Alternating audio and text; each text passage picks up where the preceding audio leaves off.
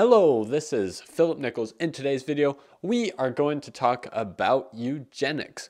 This is an interesting topic because I try to talk about culture and science, specifically usually about evolution and creation. But this one is a little weird because it's science, culture, and a little bit of politics kind of, because culture and politics are kind of attached to the hip. But before we talk about that, I got a bunch to talk about. I gotta tell you, I got a new podcast, kind of new now. It's been around a couple months. I've been putting a lot of energy into it with my friend Landon, and I'm gonna have the Facebook page and a couple of links to a couple different platforms that we use. So what is eugenics? Eugenics is where basically humans try to take charge of human evolution. So they take something like natural selection, which is a real thing, and kind of make it into unnatural selection, forced selection. And so what they're trying to do here is trying to take out the bad genes, the genes with diseases. As you know, if your parent has a medical condition, you can actually inherit it, and your kids can inherit yours. Something like some cancers or some birth defects, things along those lines, which are actually connected to mutations. So during reproduction, your body does a pretty good job of selecting out the mutations, which, unlike evolutionists want you to believe, mutations are not usually beneficial. They're all pretty much negative. And so the body tries to keep up with that, but it doesn't always make it. So we end up with these negative mutations down the line. The purpose is to stop the negative mutations. So they want people with very few mutations, people with good genes, to have kids with other people with good genes, and have people with bad genes not have any kids at all. No kids at all. So there are actually two different kinds of eugenics. There are negative eugenics and positive eugenics. The positive eugenics is where they encourage the people with good genes to reproduce. The negative eugenics is where you don't want people with bad genes to reproduce at all. I'm going to start with why the pro-eugenics people, that's what I'm going to call them, pro-eugenics people, think it's a good idea to have eugenics. And so basically, what I've heard anyway, the people with bad genes are kind of suffering anyway. They have these problems, and you don't want them to spread the problems to other people. You don't want them to spread to the kids, and then their kids spread to their kids, and their kids spread to their kids, and so on and so on. The other thing is they will have a costly impact on their communities and countries because medical problems cost money. That's just it. They do. So people with bad genes sorta downgrade humanity. So in the future, humans will be in a bad condition or possibly even go extinct. Here's why I think both positive and negative eugenics is evil. Not just bad, evil. Positive eugenics sounds nicer because it's like, oh, positive, and we're just encouraging healthy people to have kids, which on that base level, I actually agree. I mean, it's something you should think about. When you're looking for a spouse, for example, if you want to have a lot of kids, that's one of your life goals, you probably don't want to look for somebody who is not able to have kids or has some condition. That just might be something you want to consider. To me, that seems like something practical and something everybody could agree on. But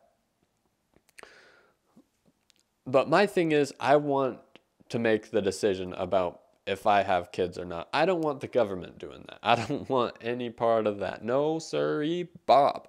But back to where we disagree. Looking at history, this always turns sour. So usually this turns into incest or racism.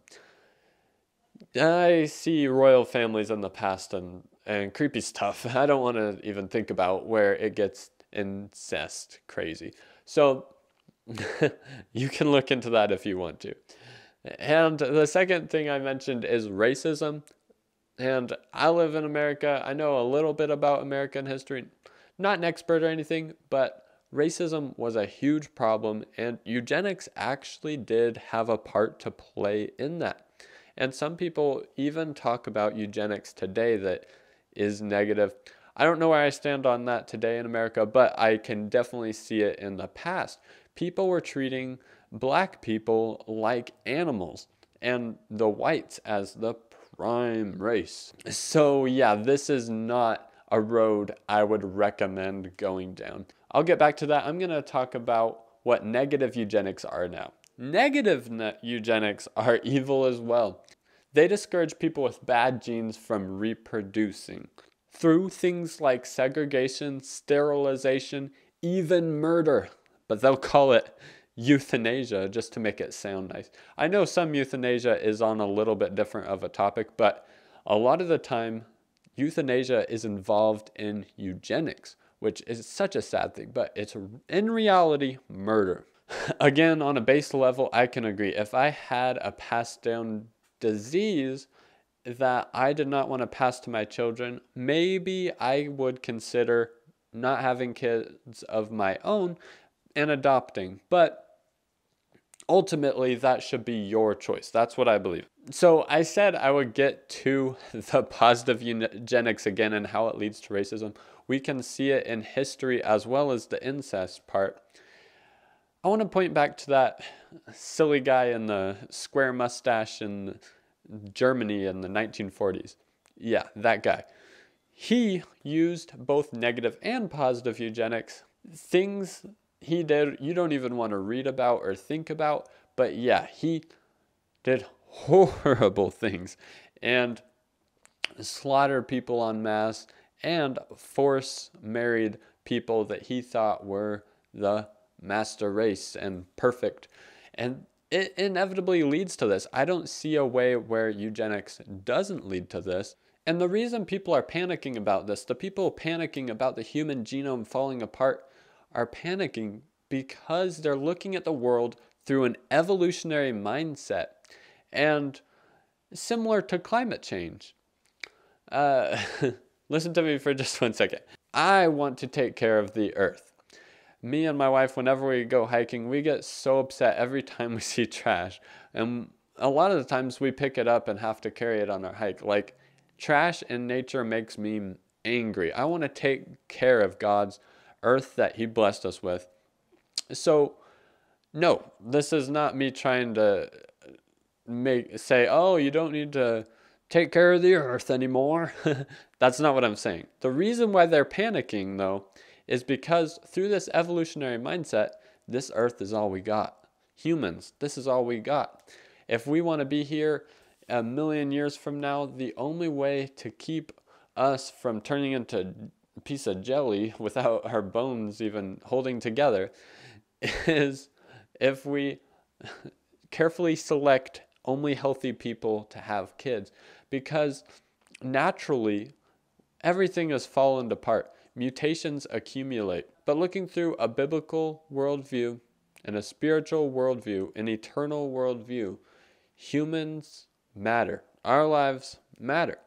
The earth matters. But it's not something that we need to tear people's rights away, tear families apart, stop people from having families. It's not worth it, guys. It's not worth it. We don't know how long we're going to be here, but the Bible tells us that God is coming back. We are not going to die from some alien laser attack. We're not going to die from mutations accumulating and humans just not able to take care of themselves anymore, or climate change burning us to death. No, the Bible tells us that God is coming again. So we can take comfort in that. So I don't know if I said all my thoughts in the perfect way today, but I hope everybody enjoyed my opinions. And until my next video, I will see you guys.